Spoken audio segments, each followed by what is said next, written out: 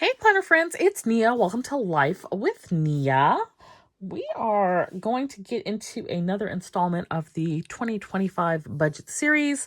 Today, we are going to go over the annual budget. This does not include my business budget. That will be a separate video, but just annual, household budget. So let's jump into that, and we still have a lot to do here, but we are slowly making progress. So for the annual budget, let me draw some lines. Of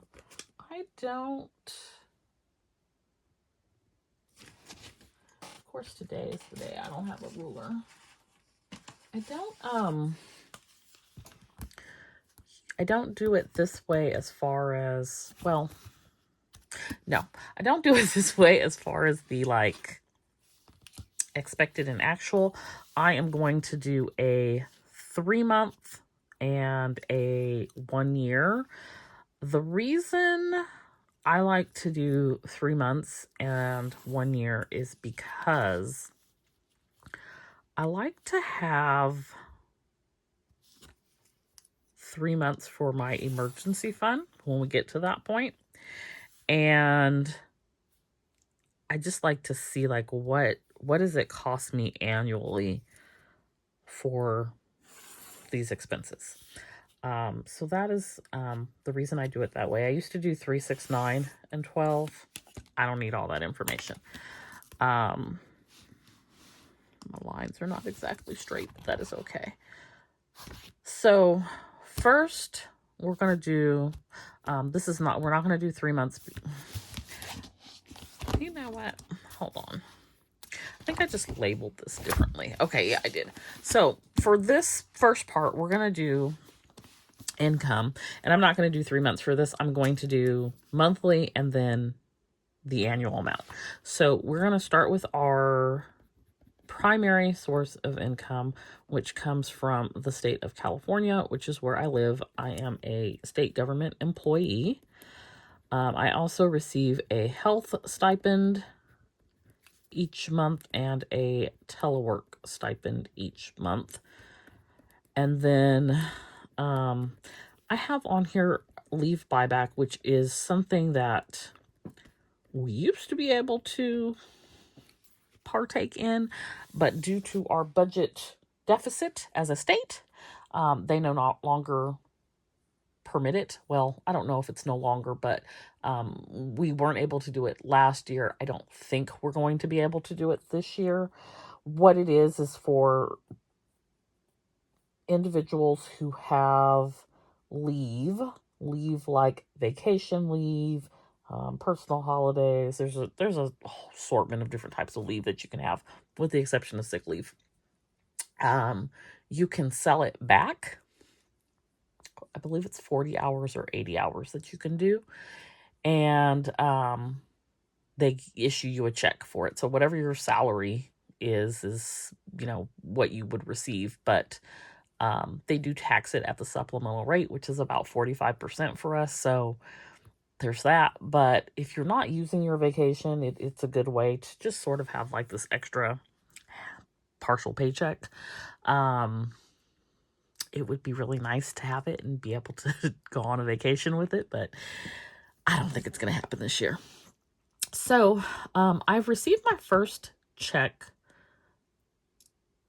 It was my December paycheck, but I work and then I get paid one time per month.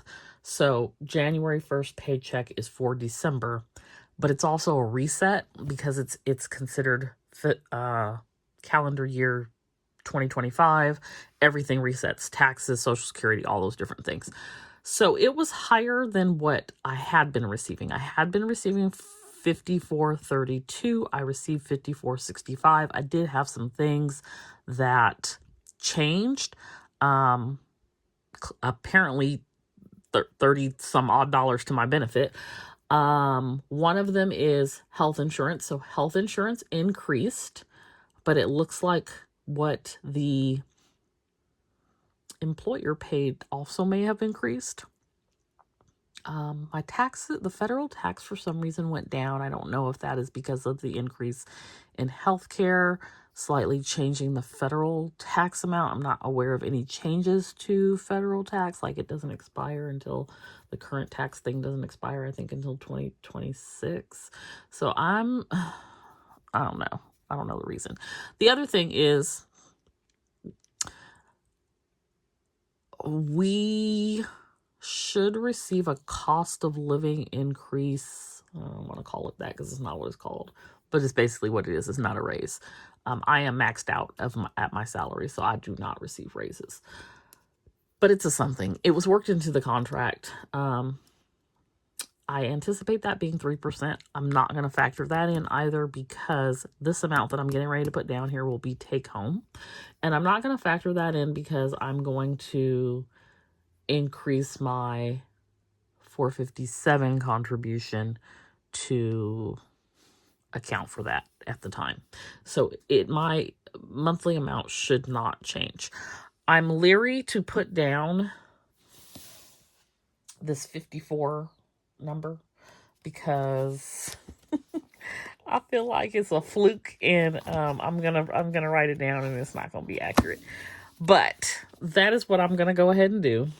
So I believe it was 54.65. So that is take home over 12 months. That would be 65,580. Health stipend is 165.75 over 12 months. That is 1989. Telework stipend is 31.87, and over 12 months that is 382.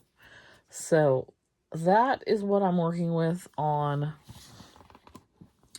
salary. Leave buyback, I'm going to leave blank because I don't believe that that is going to happen. All right, so then let's jump into annual expenses. And just kind of looking at like last year and comparing. I want to see if I can prop this up so I have it in front of me from last year. Okay, so I again need a few lines here. And so this is where I'm going to do 3 months, 6 months.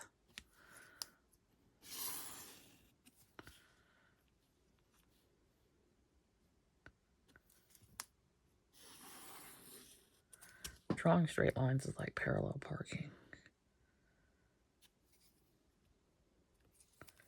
You have to be very quiet for the lines to be straight.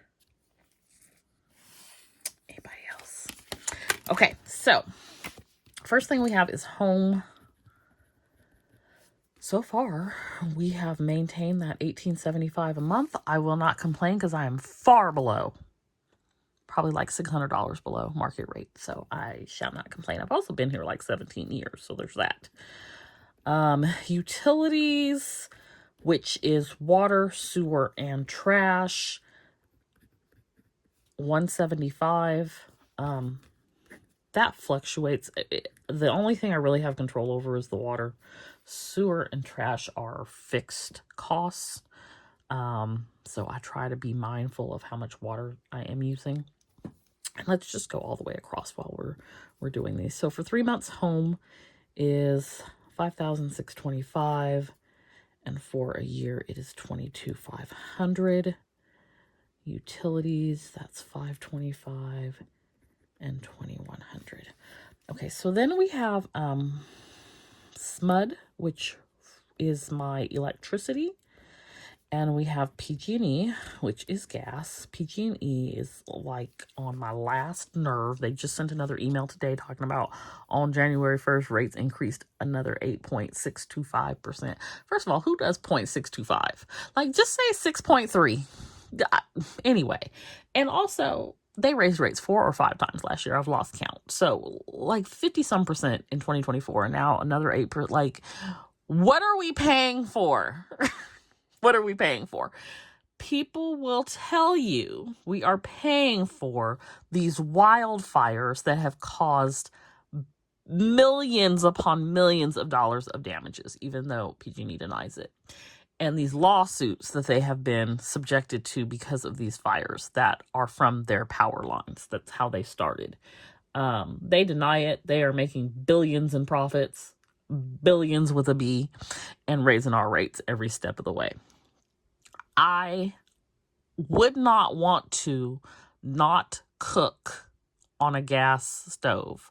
I love having gas to cook. I feel like if you cook on an electric stove, are you really even cooking?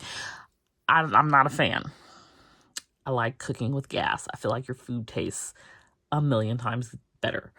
That is the only gas appliance that I have is my stove and the oven. And I was paying about $15 a month because I don't even use it that frequently. I like to grill. I use my Instant Pot. So I'm not using the stove or oven every day.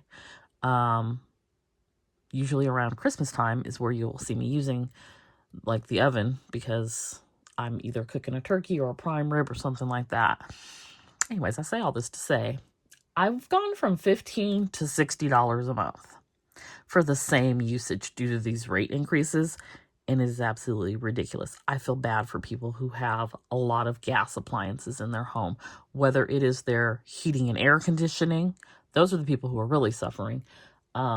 Laundry, washer, dryer, a lot of gas dryers in my area.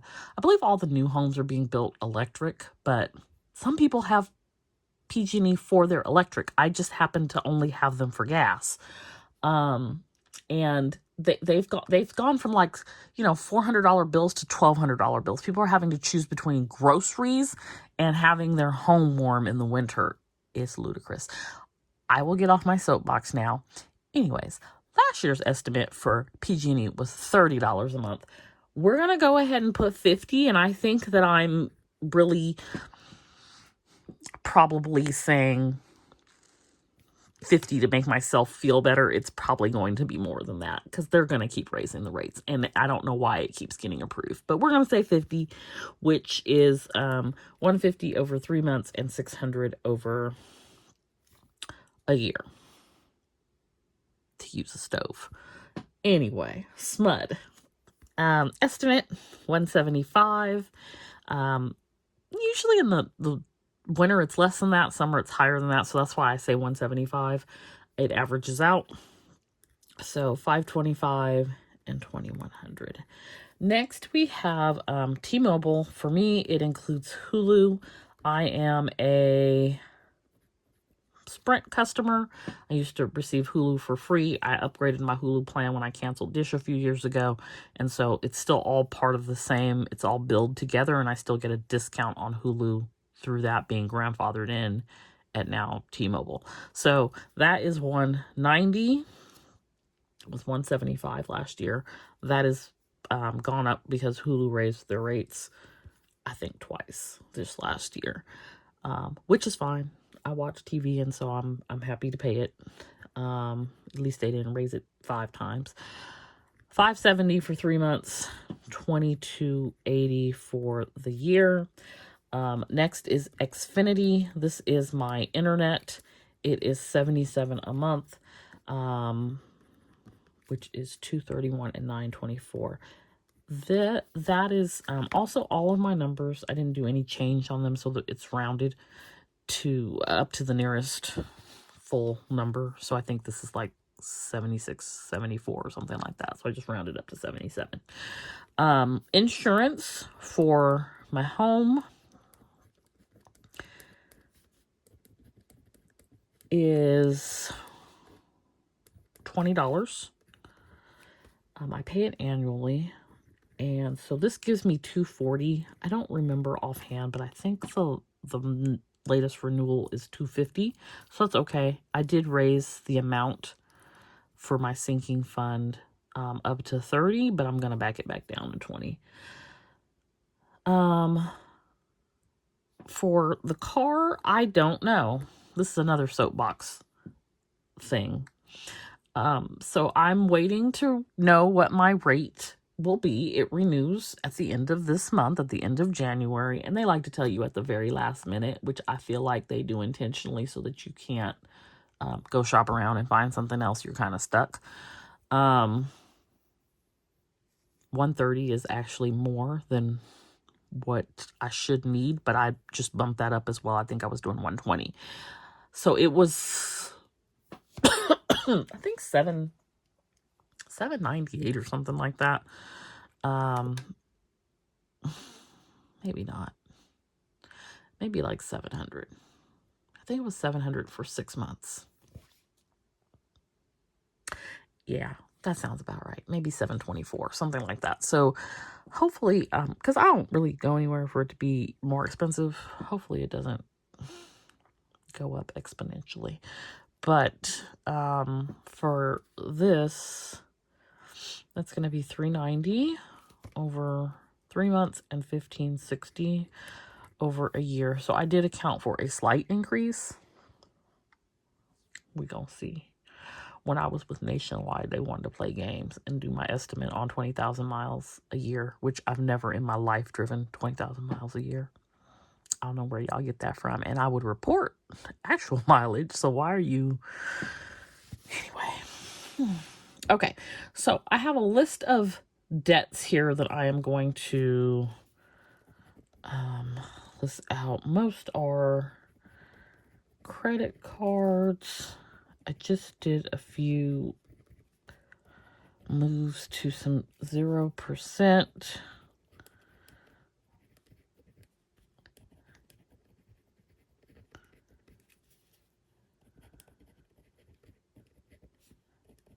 Okay, so these are not actual amounts due.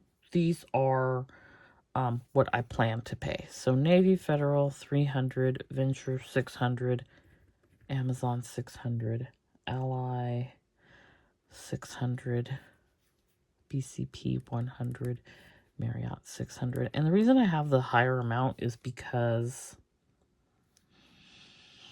that will allow me to pay it off before the 0% ends. For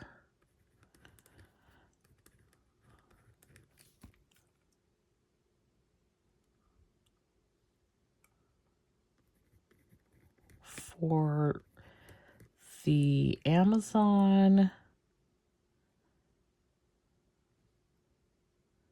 Venture, and Ally, even though the 12-month amount is $7,200, I don't owe that much. So that's why I'm putting a little asterisk next to those, because I don't owe that number.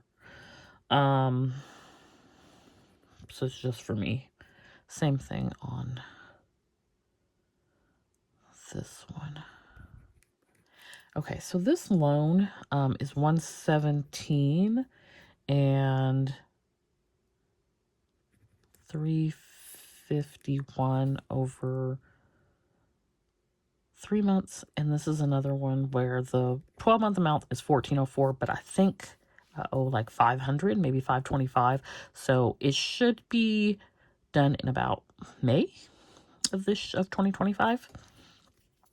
Okay, so IRS, we do $375, and FTB, which is California, we do $150, and still owe more because I don't think I ever told y'all about California taxes this year.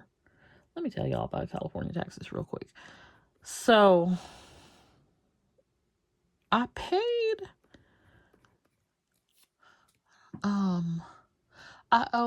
when I did my taxes, I owed still for California taxes, I don't know, let's say $1,400. And I paid it the same day the tax filed. But I did an extension, so I didn't pay it until October. And so they charged me penalties and interest. Okay, fine. I paid that immediately as well. It was like $80-some. Then they charged me another $35 for something. I don't even know what they charged me for. So They are on my priority list to like make sure that like I don't owe you anything extra.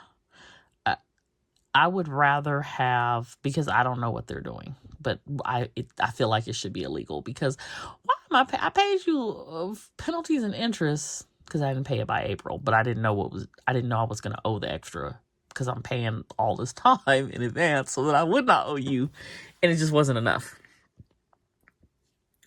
California taxes are so high, it's so ridiculous. But anyways, they charged me penalties and fees because I didn't pay it on time, but then you charged me again on top of that for something else. Like, what sham are y'all running, and how do I get a part of it? Anyway, it is what it is. Okay, so Roth and solo 401k. My goal is to do $500 a month for these two. The solo 401k will help me get the taxes down. But in 2024 kind of fell off of those, and I don't know how to get back on. I just don't know. We're gonna work on it though. Groceries and dining out is $500 a month. And so that is $1,500 and $6,000. And then gas is $80 a month, so that is $240 for 3 months, $960 for the year. Subscriptions, I was looking at all my subscriptions. I probably need to cancel some of them. So subscriptions is $300 a month. However, that's not 100% accurate. The reason being, I have subscriptions like the Cloth and Paper Estate Box, which is quarterly, the Wax Seal Club, which is bi-monthly, Lettering Box, which is quarterly, Treasure Chest quarterly. So I only took the things that are monthly to get the $300. However, 5,010 is the annual amount that does include everything all together. Does not include business related subscriptions. Cash envelopes and sinking funds. Okay, so for this, I backed out groceries, dining, gas, and the Cloth and Paper Estate Box because those are all part of my cash envelope sinking fund savings. But since I have them here, that would be counting them twice. So this number is $700. And then $2,100 for 3 months, $8,400 for a year. So to give you an idea of like what's left in the cash envelope sinking fund, that would be like car maintenance, health. Why can't I think of anything else? Black Friday, self-care, clothing, those types of things. And then emergency fund, which is primarily saved through the 100 envelope challenge. So I'm just estimating about $420 a month, which over the course of a year it's actually 50-50, but we put 50-40 for math purposes. So that is the annual budget minus business related expenses, which again will be a separate video. Am I forgetting anything? Do y'all think I forgot anything? Does that cover everything? I think it does. But let me know if there is anything you think I should be including. I don't have household items on here because that is captured in sinking funds.